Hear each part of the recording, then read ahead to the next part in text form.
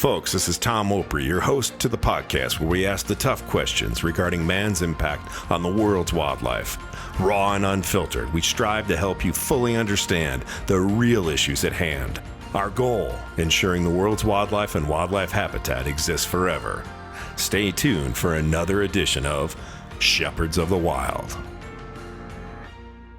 You know, Dr. Geist, probably for the viewers and for the folks listening at home, give us a little bit of background on your academic studies, published papers, and some of the books that you've written. Well, I'm, of course, a Canadian by choice. I came to Canada in 1953 as a teenager from Germany. I'm of German and Russian extraction from Europe. And I was very interested in wildlife from day one. And I went to the University of British Columbia because of Ian McTaggart Cowan, who was the great mammologist at that time. We became very good friends. He became my supervisor in my PhD, and we remained lifelong friends to his very end. He died almost age 100, just shy of that. And 3 weeks before he died, he called me back. We had a very animated discussion about human evolution, believe it or not. This man was interested at age 100 in these things. Tremendous man. I went to the University of British Columbia, which had a very, very fine zoology department at that time, wonderful professors. It was, to me, one of the greatest joys in life to participate at the university. The enlightenment that you had there, it just simply was a great thing. I met there my absolutely wonderful wife. We were wonderful friends, and we married and stayed married for 53 years. She passed away 4 years ago, and I have been throwing myself into work ever since. Well, after I did my PhD, I was the first to study stone sheep in British Columbia, on the Spatsizi, that's the northwest corner of British Columbia. I'd also studied mountain goats at that time point. And this is where I had my first acquaintance with wolves, which were part of the normal fauna because they came by my cabin every 2 weeks or so. The timberlines were low. You could see them early in the morning when they arrived, and they stayed 2 or 3 days, and then they were gone. And that repeated itself roughly every 2 weeks. And so I have a very good idea what happens to everybody when the wolves appeared as such. My study, however, was not focused at all on wolves, or it was focused on the social behavior of the animal, trying to discover what made them click and how they functioned and so on and so forth. And also, what is significant is that the very first group of rams that I met in the Spatsizi numbered 22, and I spent 8 weeks studying them. In other words, I was glued to the spotting scope from dawn to dusk, and the only time I was not behind the spotting scope is when it was howling and blowing and snowing and so on. The next population group of rams was in the next valley over. That was 15 as such. I mentioned that because in discussing the predator pits, which now have arisen, the wildlife deserts that have arisen, when people do meet mountain sheep, it is very rare that they see more than 4 rams together, and I saw 22 to begin with. I saw hundreds and hundreds of caribou there in the rutting season, and in the wildlife deserts that we are now developing in northern British Columbia as well as throughout Siberia, of course, you very, very rarely see one of those caribou and so on and so forth. So the point of the matter is that my ancient studies in the 1960s to this day provides me with insights, because just simply I saw things that I didn't understand then in their full dimension. I have published my first book in 1971. It won the Book of the Year award by the Wildlife Society. I published my first book on human evolution in 1978 because I had by that time accepted a position with the University of Calgary with the Faculty of Environmental Design, and they asked me to be the first program director for environmental science as such. And I very quickly realized that I had to understand human beings much, much more than, and when I began to look at human beings, I could not help but apply my understanding as a biologist to their biology, and that is something that anthropologists basically have not done. So for this reason, this book on human evolution to this day contains very, very original things, because of the very fact that very few people go cross rather than up and down into their own discipline. In other words, we all have a history, but we very rarely cross disciplines, and I specialized in that. When that book manuscript was sent to the publishers, it went to 19 reviewers. 18 said they could not review it because it was too complex and had too many subject matter. I've published a whole series of books. One series I published because I wanted to combine the best of photography I could possibly find with the best of scientific knowledge. So I published my book on mule deer, on pronghorns, on white-tailed deer, on bison, on moose, on elk, and so on and so forth. And I, for the very first time, warned about chronic wasting disease before it was so labeled. It was then known as some kind of scrapie, and that was 1991, and you can read about it all on page 169 of my book, Elk Country. It was very serious. The reason I had then good advanced knowledge is I studied this type of disease in German, because they had done some very significant work. And I try to find anybody to fault my critique, even in those days.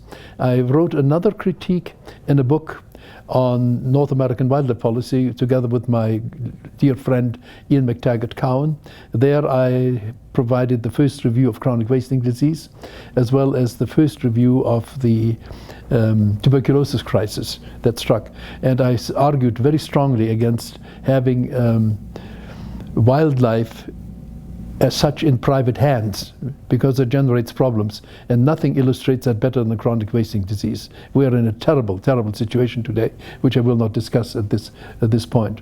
I have produced a total right now of 21 books, with 2 written but not published at the present time.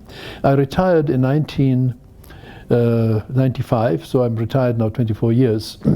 The medical situation was such that I thought I might as well quit and enjoy a few years of life, but it so happened that my wife caught cancer, not I, and she passed away, as I said, 4 years ago.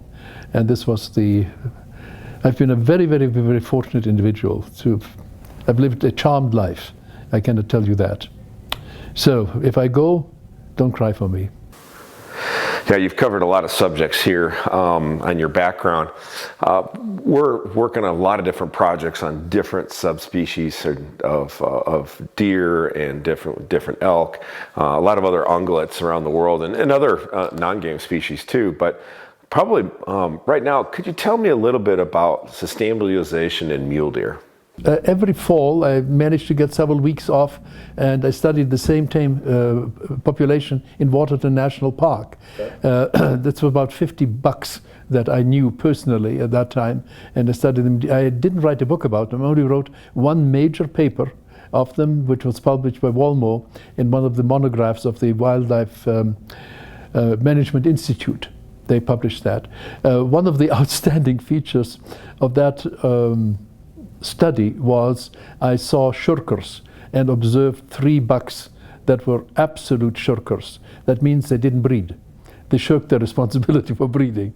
But because they were so completely tame, I could sit beside them if I so wanted. Yeah, I was able to show very clearly that they avoided all other deer at all cost at that time. Yeah, because they did not breed, they retained their fat resources. They survived in winter. They went in excellent condition into spring, and they then started growing again, and they grew all into monsters. Enormous, enormous. And this idea of shirking was used by the Germans in the Rominton Heath, which was basically under the direction of Hermann Göring. And Forstmeister Frevert was the one who managed that.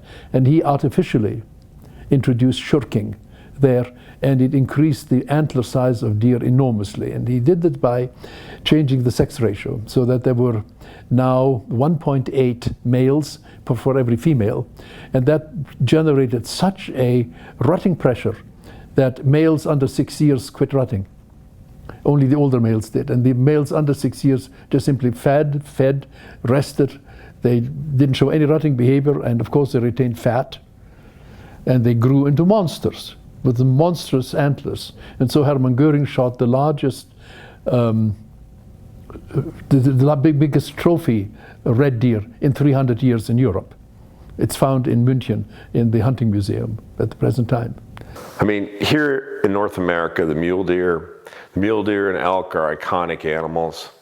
So what have you seen throughout your career when it comes to mule deer and elk? And I do want to talk a little bit about chronic wasting disease at the end, but I mean, I know where I live, mule deer in western Montana are probably at 30, 40-year lows in population. Since I retired, I have been at arm's length from all of that. Yeah. First of all, if you have an increase in elk populations, they will directly compete with mule deer. So that's one of the factors that you have.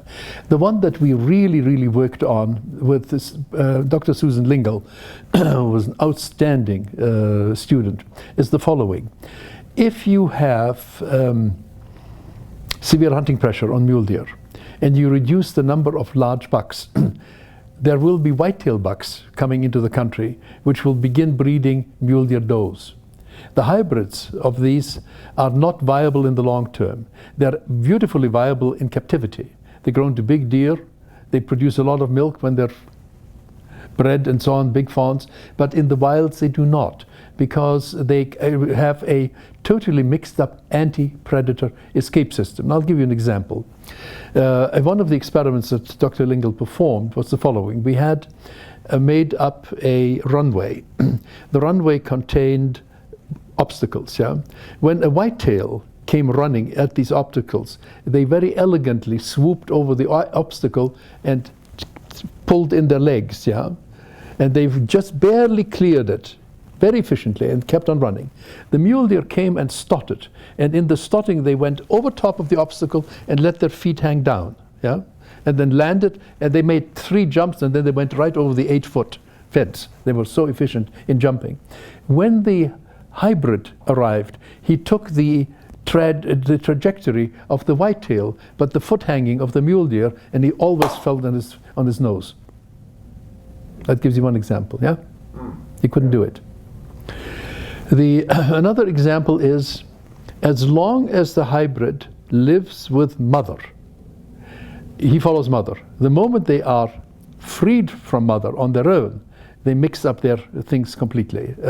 So for instance, mule deer get up at a long distance from you when they notice you. Yeah, they get up and they quietly manage to get away. Yeah, that's an excellent strategy as long as it's 300, 400, 500 yards away from you, but not if it's 5 to 10 paces from you, because that's when the hybrid gets up. The whitetail, on the other hand, ducks down and he rests, and you don't know that he's there, and all of a sudden, a commotion, kaboom, out he goes 5, 6 paces from you. So what the hybrid is doing is he's waiting like a whitetail, and then he acts like a mule deer. And of course he gets killed by coyotes. Yeah, and there's a whole series of these things. They're the running is inefficient of the hybrid. So what happens is the hybrids die. Every mule deer female bred by whitetail deer produces an offspring which no longer contributes to the population, and the mule deer decline, and go into extinction. In Manitoba, there were no whitetails in the early part of the century. There were only mule deer. Now there are mule deer surviving, maybe 200, that's so few, in sand dune areas, and also in other places. There's still some survive along river courses where there are whitetails. Now in Alberta, we also find mule deer surviving as an island in whitetail distribution, and that's again in the sand hills. And the reason for that is the following. When a whitetail buck begins to chase a mule deer doe, she does what mule deer do when they meet a hill, on the sand hill. They run straight up like a jackrabbit, and the whitetail can't follow. He has to run diagonally on his rotary gallop because he cannot stop. Yeah? But if this is what happens, then something else kicks in, namely, the mule deer bucks sit during the rut at the very top of these hills watching, yeah? And they have exceedingly good eyes. The eyeballs of a mule deer from the prairie is almost the same size as that of a pronghorn antelope, almost, within a millimeter, yeah?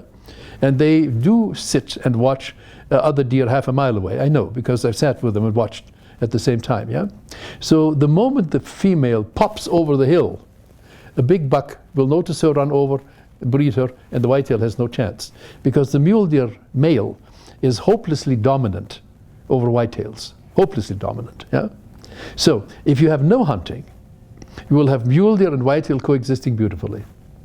But if you do have hunting, it's very important to ensure that you have such a hunting strategy that large males survive, or hybridization will get rid of the mule deer.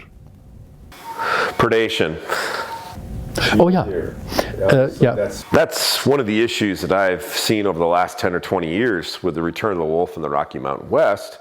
We're looking at precipitous drops in numbers of, whether it's due to, predation coupled with bad winters. And competition from elk. What is the recipe there, and how does it work? Well, again, as I said, I've been a bit away from that. And my recipe would always have been to balance artificially. That's because we can do that. All the populations. You have elk, but not too many. In other words, limit your elk. And you can do that by hunting very, very well, yeah? The other thing is, of course, do go and create habitat. And that means that you need regular burning, which is a wonderful tool. And this is what North American Indians used to do. They civilized the whole continent by burning, and very cleverly.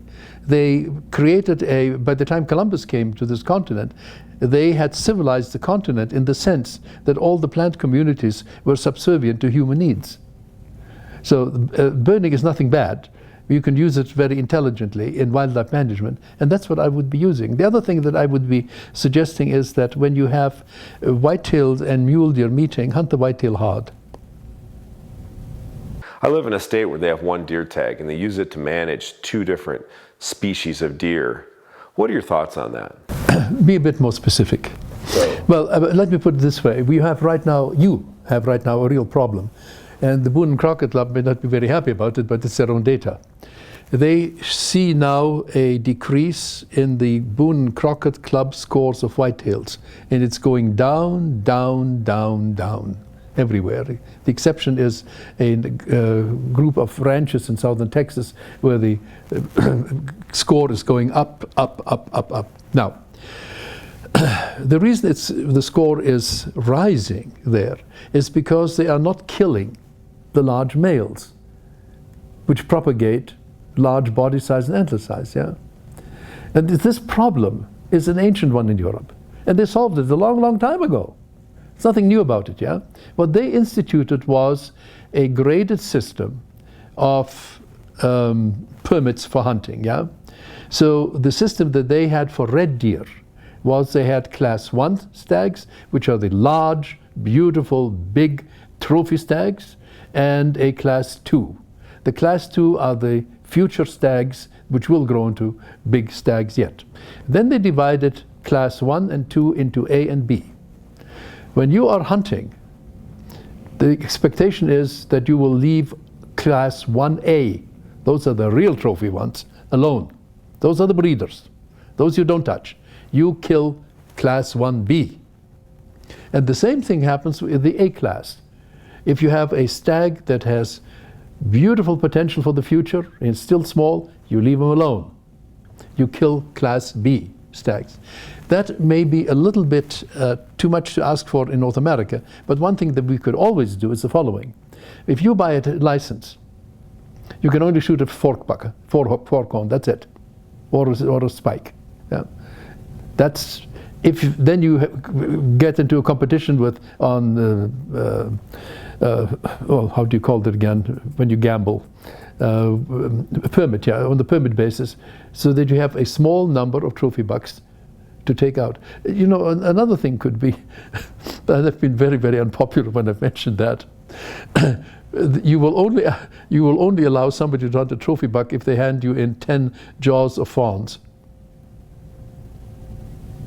because that's what they should be hunting.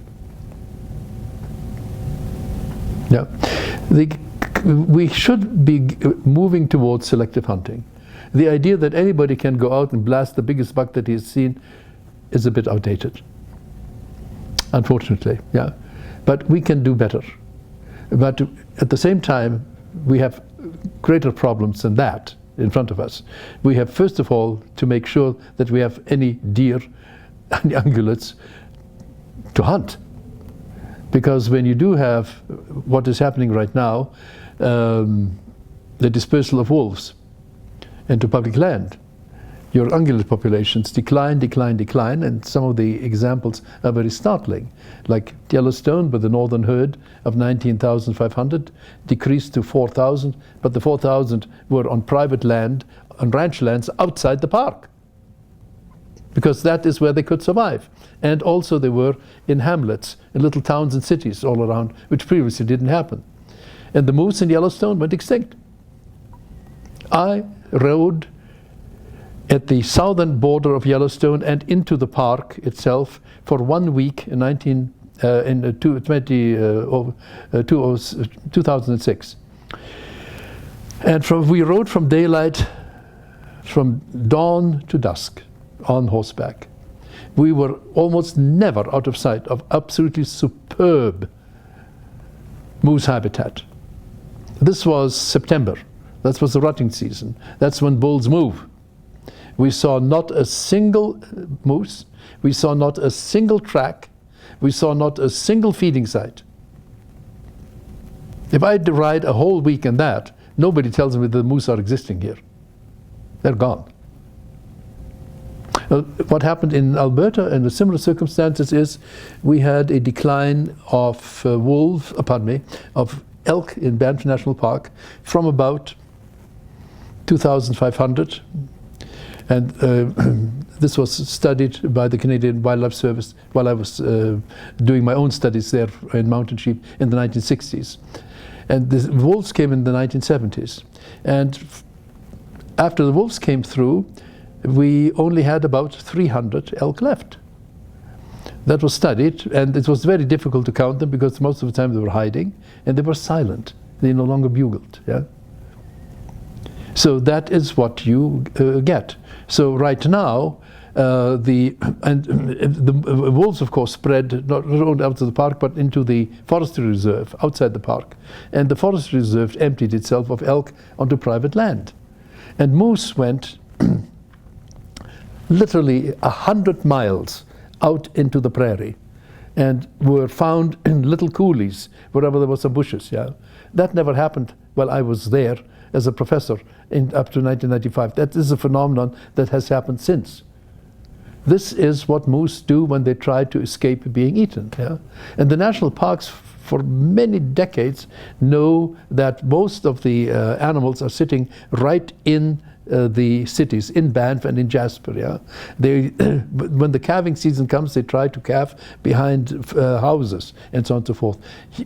Animals come and seek out the protection of humans when wolves are around and about. So for instance, in Vancouver Island, where I live, right now we have virtually a wildlife desert everywhere on the island, except in the suburbs, in the cities and around farms. That's where you find deer, because that's where they're safe. Yeah. What is the definition of a wildlife desert? Well, we don't have a formal definition, but it's very worthwhile discussing. What it means is that you have, let's assume you want to go and hunt in one of these areas. In the wildlife desert, you're going to be going for days and days and days and days and not seeing anything. In other words, like Chadwick, when he was hunting sheep, they couldn't find any. They had run out of meat from what they had shot something, a caribou I think it was, but I'm not so sure right now because I haven't looked at his writings for a while. But he describes very carefully, and he quite correctly says, this is due to wolves. Yeah? I think he does see a wolf. But when he sees two rams, They shoot them. One of them was the record ram. Because there is one other little angle. If you have a wildlife desert and you have a scarcity of ungulates, the surviving ungulates will be very big. That's when you get real trophies, because they have suffered surfeit of food. In these wildlife deserts, you have a tremendous growth of vegetation, because the ungulates are missing virtually, yeah? And this vegetation is taken advantage of by grizzly bears. And this is again something that you meet as the more you read of examples of where they go into wildlife deserts. Grizzly and brown bear in Siberia and northern British Columbia or the Yukon always crop up, yeah? That's understandable, because they have such a wonderful vegetable food and what is associated with it. And then when the few ungulates that are left have their calves, the grizzly bears are superlative in finding and eating those. So the wildlife desert is basically created by wolves. It's maintained by grizzly bears. And when the grizzly bear maintains the wildlife desert, even the wolves virtually die out. It's very rare that you see them, yeah? And so one of the startling thing is the people that are now hunting these wildlife deserts, and they come to some areas where some mountain sheep are clinging in excellent escape terrain. They may find 2, 3 rams together, 4 rams, yeah? The scarcity of rams is so striking. When I went into Spazizi, where I did my studies on mountain sheep, the first population of rams, first group of rams I found was 22. And the next valley over, there were 15. I spent 8 weeks studying that group of 22. That is where I basically began to decipher what their movements and behaviors actually meant as such, yeah? But look at that difference. And so I had been interested, how do you break a wildlife desert? How do you create this, how do you make sure that you get wildlife back onto it? And it is predator control. And predator control in Canada was almost automatic in the 19th century, well, up to the 1970s or so, because we had trappers on the land which used dog sleds, not skidoos. They were not available in those days, yeah? And with dog sleds around, wolves do not tolerate dog sleds. And I've mentioned one of the most vivid descriptions of that comes from Greenland, where, what's his name? It'll come in a moment. A meteorologist describes his fate being stranded at night in the Arctic winter in a Met station, and 2 wolves are trying to break into it. And he manages finally to kill those 2 wolves. And he's waiting anxiously for supplies to come. He now he rations everything, yeah? He doesn't understand why the supplies are not coming through. Has he been forgotten? Well, he hadn't been forgotten. But those that tried to bring supplies, tried to bring it with dog sled. And in the winter night, the wolves cut them down every single time. That man almost starved to death before he was rescued, yeah? And in Greenland at that time, the natives said, we have either areas where are people, and we have areas where are wolves, but we do not have areas where are people and wolves, yeah? And the main reason is because they had transportation with dogs, yeah? And dogs and wolves just don't tolerate that. And can you imagine the Arctic night, what it is like to travel with the dog team and not being able to get through as such. When it came light, I guess I could shoot better. That's what it amounted to, yeah. They exterminated wolves in Greenland in the 1920s, 30s, something thereabouts. But wolves came back from Ellesmere Land, from Canada, again. So this is a good example that shows you that how difficult it would have been for the trappers to maintain transportation by dog sled if wolves were about. So of course they killed wolves. They killed wolves also because the wolves destroyed their fur, and because they scared wildlife so badly that these people could run out of food and not be able to shoot anything. And this was very important to these desperately poor men, There was no social network that helped them. The only way they could get any money was by trapping during these decades. It was taken advantage of course, and they got so little money, $300 to $500 a winter. That was all that they got out of it, yeah. And so they were not very happy with wolves. And of course, 60,000 trappers in Canada probably were opposed by about, at that time, 30,000 wolves. The wolves were very, very smart. They are observation learners. They met again and again hostile people. So we had during the 1920s, 30s, 40s, 50s, 60s, 70s, extremely well-educated wolves throughout Canada, and they didn't attack people. Of course not. But there was also poisoning to put the pressure down. So we had no problems with Haddadi disease, for instance, yeah. And in the south, the wolves were being removed by government trappers, basically. And the net result was actually so very favorable, because although the wolf population was reduced, the wolves lived in intact packs. And because they grew into giants, they were very, very large, because if you reduce the number of wolves, the wildlife comes up. And how much does it come up? Well, if you had 19,000, 20,000 elk in Yellowstone, and after the wolves went through, you had 4,000 left, but they were outside the park, and only about 400 were left inside the park. Basically what it amounts to is that if you remove the wolves again, you'd be back to 20,000 elk again, wouldn't you, Ben? So if you have a situation where there are wolves and you remove them, by how much do you anticipate an escape of wildlife, and by how much will they increase? It's about tenfold. So it's very, very worthwhile doing wolf control. And even if you don't quite succeed in eliminating the wolves, you still are going to have an escapement. And that's what we had when I was a young zoologist in Canada. Yeah. We had tremendous wildlife populations. And on tremendous wildlife populations, the remaining wolves, they were thriving. And of course, they grew into giants. That's the myth of the great Canadian wolf, yeah? It was as big as whitetail bucks. So Native Americans or First Nation folks, so Native Americans and First Nation people in Canada have historically, and you can tell me, how they've managed predators and how that relates to today, and how we have government agencies or parties, political parties, stopping the management of predators. Yes. Well, first and foremost, what I've just told you is really very new, in the sense that we have been arguing for a very long time and questioning why the wolves in North America did not attack people. I was the one who discovered why they didn't. Yeah. That has to spread out, and the story has to spread out. Right now we are in the grip of an environmentalism that is malignant in my views, but they're trying to, of course, stop all hunting. It's not just simply they try to stop hunting of predators, they try to stop all of hunting.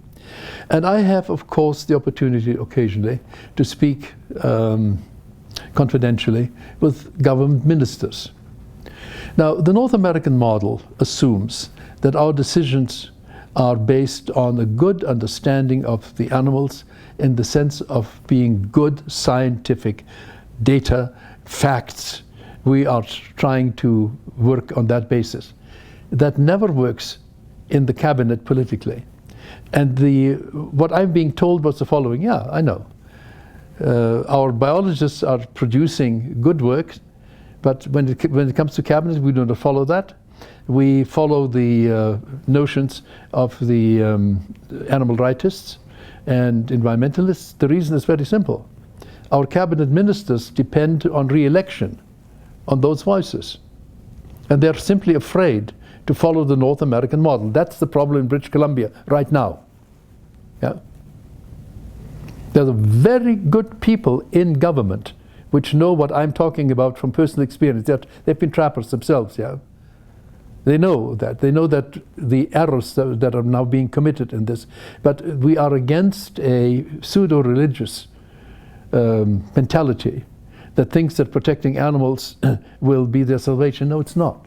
The salvation of animals is when they're being cherished, when they're being looked after, when they're being counted, when they are being managed, when they're being utilized. And there's absolutely, and we evolved, of course, as meat eaters.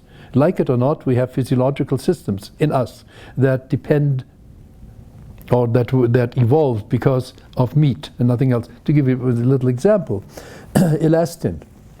We have an enzyme called elastase, which digests elastin. Elastin is only found in animal tissue. It's not found in plant tissue, yeah? I'll give you another example, which I think is very funny. We all know correctly that trans fats, as generated by modern industry from vegetable oils, are very dangerous. Very dangerous. But if you look at the labels of butter, of cheese, of milk, you'll find that there is a small amount of trans fats in these natural products. Well, the trans fat in this case is based on hydrogenation in the rumen of the cow or of the goat or of the sheep. It's a natural trans fat, and you and I have an enzyme that takes that trans fats and changes it into conjugated linoleic acid. Yeah? Well, that tells me as an evolutionary biologist that we've been eating meat for one hell of a long time, that we're that specialized in our biochemistry. Yeah? So we've always known that the best growth and development of human beings comes from a good, solid, diverse diet that includes animals, animal fats and animal meats and so on and so forth. And if we go away from that, it's just simply self-punishment. Could you say that humans in this technological age have no longer decided to put animals in as their primary diet? If they do that, what will happen to humans? By and large, you have underdevelopment of the body. Yeah? I have seen children that have been on a fanatical vegan diet. It is the grimmest thing. I mean, it's crime what happens then. These poor little things had bones that were so fragile they broke easily and so on and so forth. Yeah. And of course they have an underdeveloped brain at the same time. The point is, if we are sensible, we follow what we were evolved to do. And we evolved, yes, there were times out of necessity when native people were virtually vegans because they didn't have anything else to eat. And we can survive sometime quite well on it, yeah? But we are doing much, much better in terms of health, in terms of development, if we have a balanced diet that includes the wildlife. And the meat that you get from wildlife is so superlative. It is so superior to what we normally do. And so venison is the equivalent of good grass-fed beef, you see. And the distribution of essential fatty acids is so favorable in wildlife. And these acids help our brain development. You see, most people don't realize that the best developed human beings ever were about 40,000 to about 20 years ago in Europe. Yeah? And they were eating, these were reindeer eaters. We're descendant of those people. Yeah?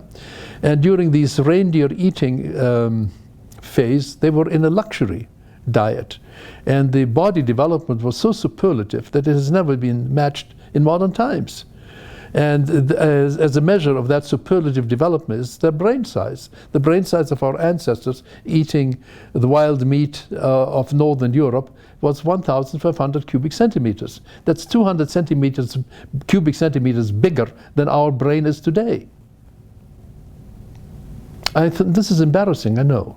But at the same time, these are the facts that we have to face. Yeah?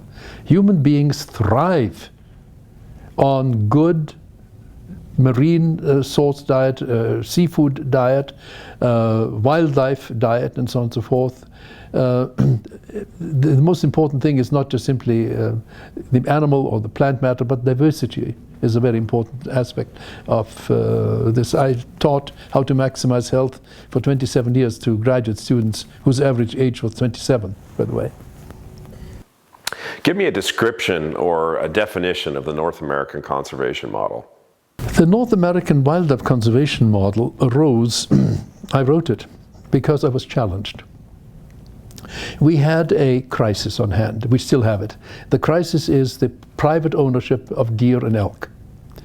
And I was arguing with colleagues from the Canadian Wildlife Service, senior colleagues about to retire, that what they were supporting the privatization of these animals. I said, you are destroying your own system of wildlife conservation. Back came to me the challenge, we have no system of wildlife conservation. I said, you damn well have you do, I'll write it down for you. And so that's how I began. I wrote for the very first time, and I had at that time 4 pillars at that time, and I spoke about the others, but I had not made them into pillars yet. I wrote a total of 23 papers or book chapters on that, and we evolved eventually to the idea that there are basically 7 basic pillars that support our system of wildlife conservation as such. What makes it unique, it is something that is uniquely American, because I didn't think of these pillars, it's you who thought about them. I was the one who abstracted it at first, and it ran, by the way, initially into such opposition that the major book in which I have published it, which was together with Dr. Ian McTaggart-Cowan, it's called Wildlife Conservation Policy. And we thought that we had developed a reader. And I wrote about the North American system of wildlife conservation. And I was denounced. The book was not reviewed by the Wildlife Society. They wouldn't touch it. They still don't know that it exists, right? And it was only saner minds, which eventually picked it up, like Shane Mahoney, for instance, and John Organ, that began to organize it. The Geist is not a communist. It's just simply what we have done. It's not his fault as such. The Texans initially opposed it, but don't worry, they came to their senses, that they thought that I was writing something in opposition to the Texas style of wildlife management, that I was opposed to private ownership of land and of wildlife conservation. I'm not. I'm enthusiastic about the fact that in North America it is possible to have individuals have private land and, in the spirit of public service, do something to that land to show how wrong the policies of preservation, for instance, are. I'll give you an example. Right now, the national parks in the United States are complaining about the fact that they're losing biodiversity. That means animals are going, species are going extinct on their land. At the same time, invasive species are increasing at a very significant rate, and right now, according to their own data and their own websites, they have about 6,500 invasive species in the national parks as such, yeah. So what you have is protectionism does nothing. Nature knows best, yeah. The way we manage, we do nothing. We just sit back and watch.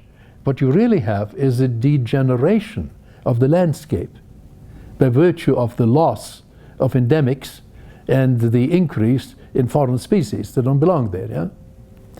Now, one gentleman, Mark van der Poel in California, vehemently opposed to that, had bought himself a little plot in California of 14 acres, pardon me, of 14 acres. That was 28 years ago. He looked at the plants that were there, and there were 60 plant species on his land at that time. 28 years later, he has 235 species of native plants, plus 135 species of invasive species. You see what private action on private land can do? How significant that is in comparison to the mismanagement of the national parks that is taking place on this continent now, yeah? This is something to learn from. I'm working with Texas ranchers wonderfully on managing deer. They are, when hunters come in order to kill deer, they determine what is going to be taken, yeah? And it's not the biggest bucks. They survived. And on those ranches, the score is rising steadily as a result, yeah? It can be done. But you can't do that on public land, but you can do that on private land. I'm enthusiastic about the fact that private land can be such a leading factor in understanding how good management can be done. I'm not opposed to it. However, wildlife in North America is in the public domain. It belongs to the public at large. In Europe, it's 180 degrees around, different. Wildlife is tied to there is a fiction that it belongs to the public. The reality is it belongs to the person who owns the land, as such, yeah? And that's your very, very first pillar. And as you can see, the American model is 180 degrees reversed from the European one. And that's exactly the case for every other pillar that we have. Now, the next pillar is you have a prohibition on the sale of wildlife that you hunt. In Europe, there's an open market in that. You can go and buy a game, yeah? That's again 180 degrees reversal, yeah? Another one. You have, and it's beautiful what you have done, you have universities that have programs in wildlife conservation and management. You have a wildlife society that is looking after qualification and so on and so forth. You have excellent training in wildlife. I'm a bit critical of it, of course, I would be, because I'm in it, and I think you are paying too much attention to administration, which is good in some regards. You have to have administration, but you're doing far too little in biology, and I've run into the problems. But the point of the matter is that you in North America are managing your wildlife, at least you have done that in the past, yeah, on the basis of well done research at the university level, yeah. Not so in Europe. There's no such thing as a position as a wildlife biologist. In Germany, the management is in the hands of the individuals that own the hunting rights to an area. Yes, they have clubs and so on discussed, but the individual is responsible for that, yeah. And what they do is up to them, and they communicate with their hunting newspapers amongst each other. But it's a totally different model, yeah. There is no managed input of scientific knowledge as you have in the North American model. And that's what makes it great, yeah. In the North American model, you and I can go hunting because you and I are citizens that are free of any crime. We can own firearms for that reason. And the North American model depends on the ownership of firearms. Otherwise you can't hunt, yeah. Therefore your model is not exportable. The Russians tried so hard after the collapse of communism, and I was involved in that. They wrote me, they asked me to write papers, they translated my work into Russian, yeah? And they were telling what a wonderful thing it is when wildlife belongs to the public at large and is managed in the public domain. They failed. The oligarchs got the better hand of it. So today you have wildlife deserts all along the river systems, all along the major roadways, all around the cities and towns and so on and so forth, yeah? You've got poaching problems like you wouldn't believe it. Because the people in Siberia, particularly, are far away from Moscow, yeah? And they can do it. It's tragic, as usually, so much in the Russian system. So they see no value in wildlife except for what they can extract personally?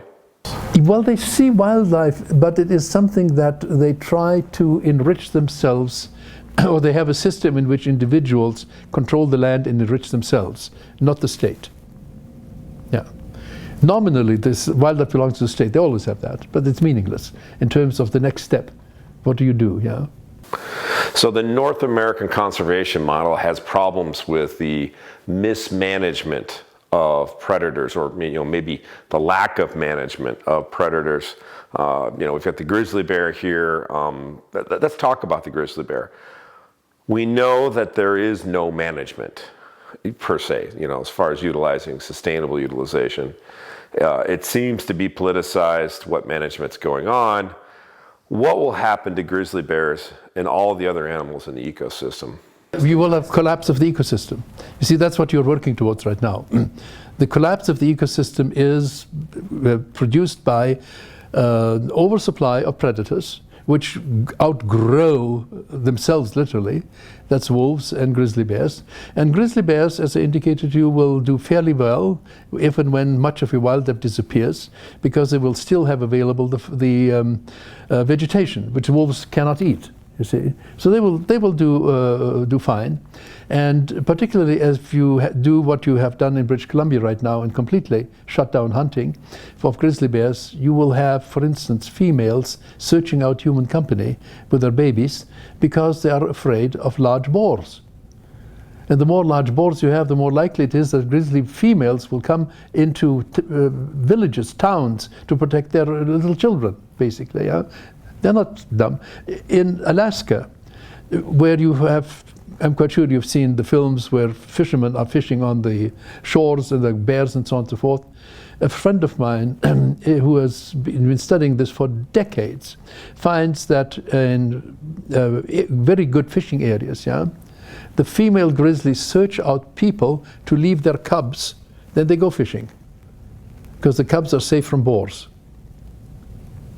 So this is something. Now, the way to manage grizzly bears is the way that I experienced them when I was a young zoologist in Wells Gray Provincial Park in British Columbia. We had bears like you wouldn't believe it. They were everywhere, but you never saw them. You never saw them. You saw their tracks over top of yours, yeah? You knew of them at night when they broke down a fence and you could hear it, yeah? But you didn't see them. The reason was that in Wells Gray Park at that time, there were no hikers. Can you imagine the 1950s? We didn't have the hiking craze. There were no environmentalists running around and about with little bells dangling from their... That wasn't done. The people that were there came as hunters. They were armed. They were prospectors. They were armed. They were biologists like myself. We were studying moose. We were armed, yeah? Everybody was armed. We didn't kill any grizzly bears. The reason was nobody wanted to shoot them. Nobody wanted to shoot a grizzly bear. What the heck would you shoot one for anyway? What do you want to do with it, yeah? When you had moose that are so much better to eat, yeah?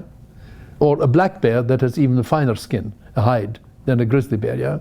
The only grizzly bear that had been killed in Wells Gray Park when I left in 1960 was one killed by a friend of mine, Faye Hartman, on instruction from the Victoria Museum in Victoria, the government museum. He killed one grizzly bear north of Azure Lake, as such. That was the only one ever killed in that, yeah? And they were very, very well behaved. Now, grizzly bears kill other grizzly bears. We have a beautiful study recently where they took cameras, attached them to grizzly bears, and counted what they did, yeah? We discovered they were killing moose calves and reindeer and caribou calves in masses, but one grizzly bear, 10 years old, met a 6-year-old female grizzly bear, killed her and ate her. Yeah? Grizzly bears will kill females, boars will dig them out of hibernation and kill them. Yeah? They will kill the young as such. And so the grizzly bear is designed by nature to be very, very careful about anything approaching. Yeah? The one thing a grizzly bear cannot habituate to is being stalked. Take advantage of that. The way to take advantage of it is to have a very inefficient grizzly bear hunting season. So you have young men running around with guns. Oh, they are cocksure of themselves. And that translates. The grizzly bear notices very, very, very quickly when people are afraid of him, or if the people are bold and too dangerous. And a human being carrying a gun is bold. Yeah.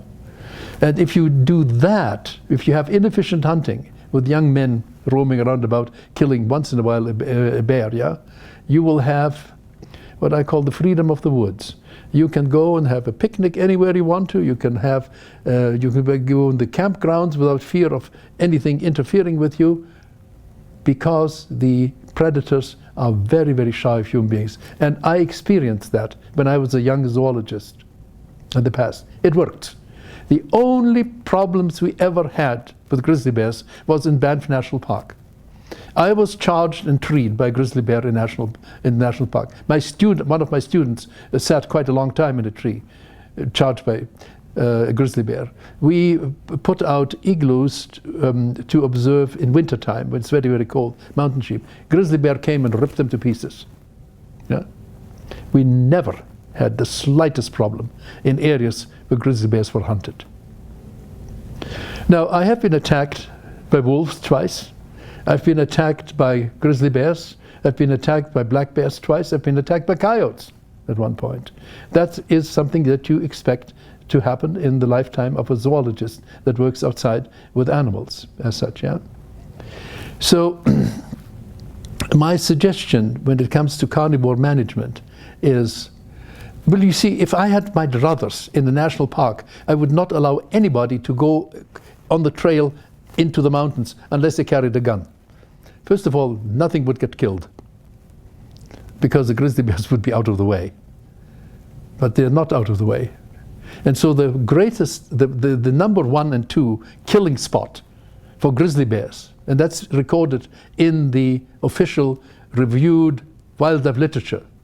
The number 1, 2 spot is Lake Louise in Banff National Park and Banff's town site in Banff National Park. That's where more grizzly bears have been killed than anywhere else in North America. Why? Frightened environmentalists. And so there is the joke going around about how do you distinguish the fecal matter of a grizzly bear from a black bear? Oh, it's simple. The grizzly bear fecal will smell like pepper and there will be little bells in it. You see? So what's the future? We have the politicization, politics are involved. You know, we've got wildlife conservation being politicized here in North America. We have a large section of, or at least the vast majority of society in Western civilized society that is completely out of touch with nature. I mean, there was a survey done not long ago where 47% of high schoolers in the public school system of Chicago didn't realize the burger came from an animal. I believe you. I believe you, yeah. So what does the future hold? Well, as I said, we have today a society in which everybody is an expert and can hold their views, and we act as if we can respect that. I know that. The example that I just gave you in Banff National Park, where the wardens were killing grizzly bears, yeah, because it was too dangerous to let them go, and they were afraid of lawsuits. But the root cause of that was environmentalists. There was a public that was afraid to go on the trails because the grizzly bears were, well, a little bit obnoxious, to say the very least, yeah? And they were right. They were dangerous, yeah?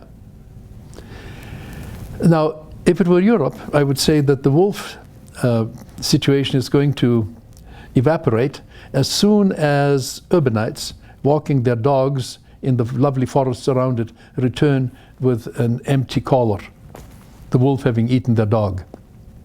That will happen. That has happened. It's not happened frequently enough, but it will happen, yeah? Then you have the political movement afoot.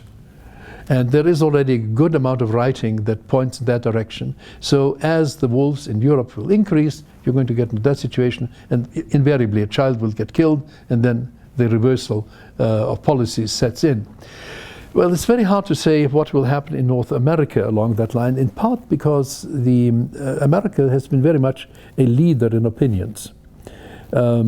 Scientists in Europe have been trying to follow the North American model and try to publish in English and so on and so forth. So you have a tremendous influence. But first of all, you have to be clear what exactly is your opponent after. Your opponent is after the destruction of hunting in the first instance. They think that the way of the future is to have vast wilderness areas from sea to sea with cities embedded in it, and with some connectivity between cities, but only some connectivity, and the rest being glorious wilderness. Yeah, this is a very foolish conception.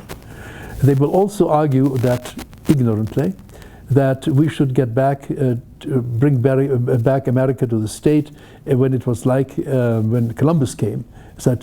Because at that time, they say, North America was ecologically sound because very, very wise native people were looking after the land. There were not very many of them, and this was an ecological heaven. Well, it was not. And we know that. We know that from the writings of very, very able explorers that came in and actually saw what was going on. And what was going on in North America shortly after Columbus landed was this was a continent overpopulated by people, starving much of the time. Wildlife very, very uncommon. So Alvarez Cabeza de Vaca, who was a nobleman from Spain, a falconer incidentally, very interested in wildlife, spends 8 years from Florida to Mexico, and in those 8 years doesn't see a single alligator. He doesn't see a single wolf. He doesn't see a single elk. He doesn't see a single javelina. He describes that the natives go deer hunting in Florida, and the natives take wood and water along, because where there is wood and water, there are no deer.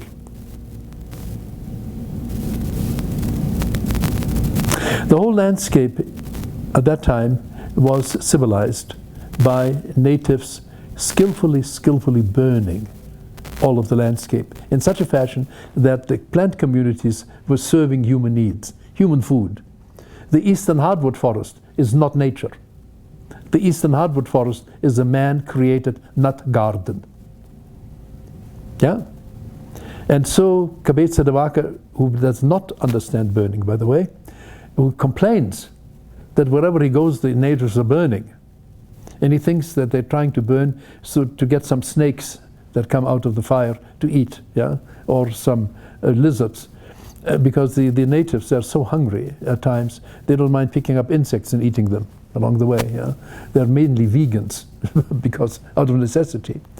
So he describes the following. He says, in Florida, there is a large amount of tall forests of old nut trees, basically. Yeah?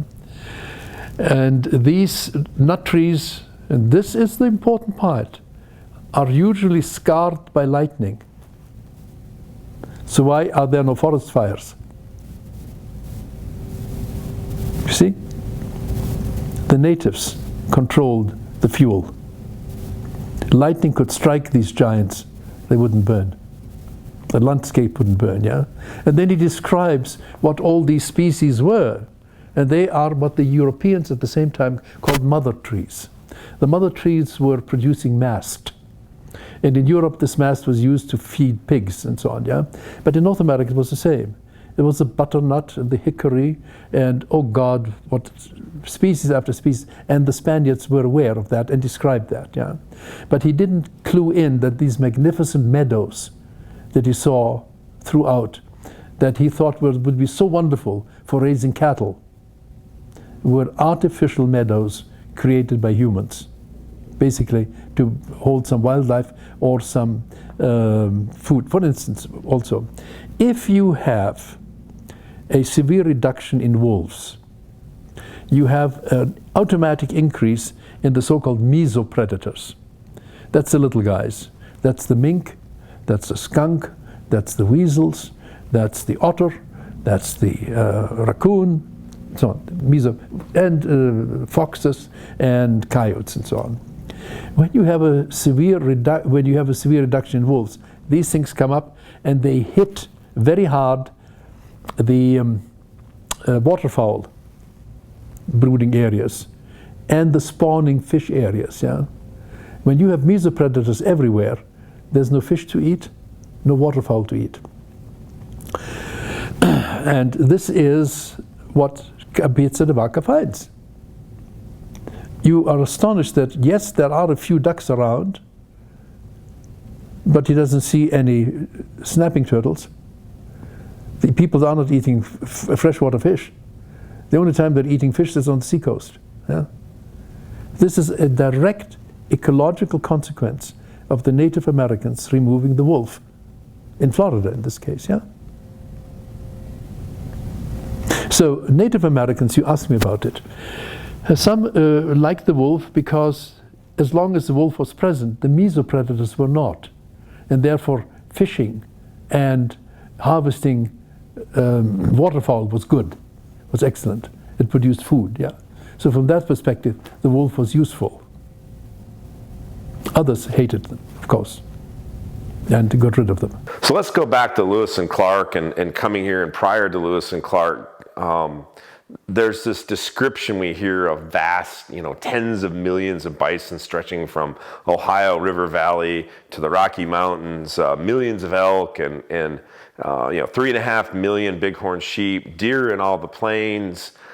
So if this is going on in the southeastern United States to Mexico, that's right. That's right. What was going on the rest of this area? I mean, the anti-hunters paint a picture of Valhalla of wildlife. Yeah, okay.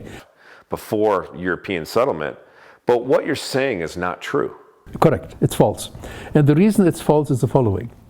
Because already with the second expedition into Florida, which was the De Soto expedition of 1539, he brought in 600 pigs. And he moved European pigs through Florida slowly into Louisiana and so forth. There began the mass die-off of people. And they were smart enough to realize that even contacting these whites was a danger. They fled and didn't work. They still died of the diseases, yeah? When he came to across from Florida, he came into the countryside where there were a lot of palisaded villages. And each palisaded village was in sight of another. The reason for the palisades is they were warfare, a perpetual warfare. And in between the villages, De Soto found for the first time turkeys. Yeah, he didn't find them in Florida because they'd all been eaten as such. Once the American native human population collapsed, and the minimum is 56 million, and they collapsed within 100 years. And I suspect that is way underestimated. I suspect there were over 120 million people. Yeah. When those millions collapsed, you all of a sudden had wilderness. See, you had buffaloes exploding at that point. And they went east and west, yeah? And that's where the big buffalo herds developed. There were no huge buffalo herds before that. The passenger pigeon. Oh my God. The Spaniards that went in the early 15th century didn't see that. They don't describe the passenger pigeon. In the archaeological record, it's a rare bird. So what happened? Well, what happened was after the demise of human beings, of the red man, North American, because of European diseases and genocide, by the way, yeah. All these nut gardens that they had developed, all the fruit trees that they had developed were standing unharvested. And the passenger pigeon exploded. They were taking over at the present time. That's where the phenomenon of the passenger pigeon arose. And the bison were multiplying. The elk were multiplying. Pardon. So that's where it came from. You see, this is when in the 17th, 18th century, what the travelers saw, they thought was original North America. It wasn't. It was a North America that saw the consequence of the near extinction of the red man in North America. That's where it came from, yeah? And then, of course, came the second wave of extinction in the 18th, 19th century, where the bison were considered to be such a threat, basically, to national security, that the military organized the extinction of the buffalo. That's what happened. So Teddy Roosevelt came, out in the 1800s and was riding around looking for bison. And of course, that's the story that he wrote, as he was riding around the Rocky Mountain West, looking for a bison to hunt. It took a long time, and he went a long distance across several states, and he didn't even see one bison. No, your army was very clever in how they organized this. It was a very embarrassing situation for the army. Sherman and Sheridan were the two generals that had brought total warfare in the Civil War, of course, to Georgia and so on and so forth. And they were in charge of Oklahoma Territory after the war. Yeah? And I have been reading some of the things that Sheridan wrote, and it was very clear he is really interested in the number of bison. And the best hypothesis is that he realized his problem is that the natives living on bison were enormously healthy, enormously capable people. Yeah, the kill ratio was 4 dead soldiers for every dead Indian. That's a great embarrassment. And they, of course, won the Red Cloud War. They caused the army to withdraw from Yellowstone as such, Red Cloud. Red Cloud was then invited to Washington, came, he was a smart man. He realized what he was up against and he gave up. At any rate, the native Indians were doing very, very well.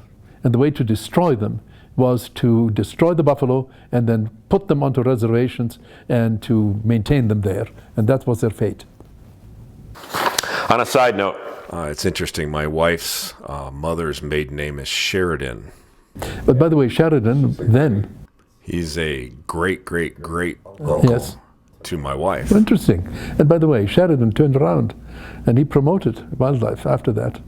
He was very much involved in the creation of the Boone Crockett Club. Yeah. No, I didn't realize that. Oh yeah, and it was the army that went into Yellowstone and for 16, 17 years was there, and they saved Yellowstone, basically. They saved the North American system of national parks, yeah, because they were being plundered to the nth degree. And there is a wonderful book, I think the gentleman's called Hampton, How the United States Army Saved Our National Parks. It is a wonderful book by a historian with a lovely sense of humor associated with it. Yeah. So what do you say to people, the non-hunting public, the people that are really disconnected from nature? What do you say to them about the importance of hunting? And why do you say, and what do you say to these people about why it's so important to either continue the North American conservation model, or what else do we do? Almost, well, to begin with, you will have in North America wildlife reverting to private ownership, because wildlife is still being cherished by people, and you're going to have a very brazen European model of wildlife management on private land. And so the wildlife will then become again something that will be offered for sale in the marketplace, and there will be drives to improve the trophy quality and so on and so forth, unbounded at the present time. There will be very, very few predators around, of course, because once the wildlife is abandoned and there is no official way of maintaining wolves and bears on private property, they're not welcomed. And they will be destroyed, basically. Also, you will, over large areas of land, wildlife will be subject to very severe poaching pressure, as has been the case in Kenya, where the wildlife was lost. And it's a horror story, because there are lines and lines of snares sitting there now, catching everything in sight. Once you lose the hunters, there's no point counting wildlife. What do you want to know how many there are? They're all protected, aren't they? But the result is, because there's nobody looking, nobody watching, you have given the land over to the criminal. You've given over the land and the wildlife over to the criminals for full exploitation, and they will exploit it fully as well. So these are the two things. And you have some marvelous writings by Terry Gross, who, for instance, was one of your great wildlife. Well, he was a game warden in California originally, but he rose in rank. He was instrumental in getting this marvelous facility in Ashland, Oregon, the Forensic Wildlife Laboratory operating. I invited him over to Calgary, where he gave a magnificent lecture. I still have it. I'll gladly give you the tape. It is a fantastic lecture. And he describes the real problems that you have when people decide to take advantage of the wildlife in a criminal way. By the way, the biggest killer of wildlife that he caught was a judge. And he caught quite a few very, very, very high-ranking individuals in the act of... See, once you have wildlife on private property, there is the notion of entitlement.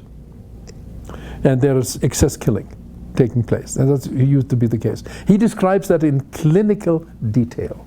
He's written quite a few books by now. I highly recommend it. Terry Gross. And it will open up your eye just how big the problem of wildlife poaching is today, let alone when you abandon wildlife. As long as you have hunters, you have somebody interested. Turkeys were virtually exterminated in this land. It was hunters that brought them back. Now turkeys are widespread. Elk were down to a few thousand, basically in Jackson Hole, Yellowstone. Take a look where they are found today and where they come from, Yellowstone and everywhere, yeah? We have a marvelous population of elk precisely because of hunters and hunting. It is a very wholesome thing that they're doing. And do you think that you can maintain predators when you wipe out all the herbivores? As they will be wiped out by poachers and will be, or for that matter, with the carnivores themselves will be wiped out on private land? It's a very stupid thing to do, to think that protectionism or in legal terms is effective. It's not. When you quit hunting, you abandon wildlife. We have this in India, we have this problem in Africa at the present time, and there is very little hope for it. The best way to conserve wildlife is to make it valuable to individuals which spend a lifetime looking after it, protecting it, which find their joy in it. And frequently you find this on private land, of course. You've got some marvelous wildlife populations on private land, but you also had marvelous population on public land. And I experienced that as a young zoologist in Canada. So government's got to do a better job of managing wildlife. Yes, and they have to be not afraid to manage, because the environmentalists are really down on us, because what rankles them is that our model is based on science and knowledge. Yeah, it's a hands-on model. What they think should happen is nothing. Let God do every conservation work. God doesn't do it, because the landscape deteriorates. They think nature knows best. Well, it doesn't. Never has. So the byproduct of what we have here is, the initial colonization of Europeans is a reflection of the loss of resource utilization by the original inhabitants. And that's what these people see, and that's what these people have in their head, is this perfect utopia. By the way, there were areas where natives were starving. There were other areas where they were doing very well. And on the eastern coast, the French that came down warned the king in France not to go in and to try to colonize the land. The people were too perfect, too beautiful, too tall, too handsome. They said they were too good a fighter. This is what ultimately stopped the Norsemen, which spent almost 400 years in Newfoundland before Columbus did that, yeah? And so these native North Americans knew how to look after themselves. And that's, of course, is the reason why Sherman and Sheridan decided to rob them of their substance. I mean, it's similar to what happened in the Dark Ages, in European warfare. Armies would go and destroy all the resources. As soon as the harvest was in, that is when the army would go and start destroying and burning everything. I mean, they would go on their attack. But when the Spaniards, and they describe it openly, they are looking for the storage bins that the natives had, which they themselves, they were starving, yeah? They had, and they ruthlessly picked them up and used them themselves. Oh, it was quite a grim situation, to say the very least. Thanks for listening. You can find this podcast wherever great podcasts live, including on the Shepherds of Wildlife Society website at shepherdsofwildlife.org. Please tell a friend, and let's save wildlife together.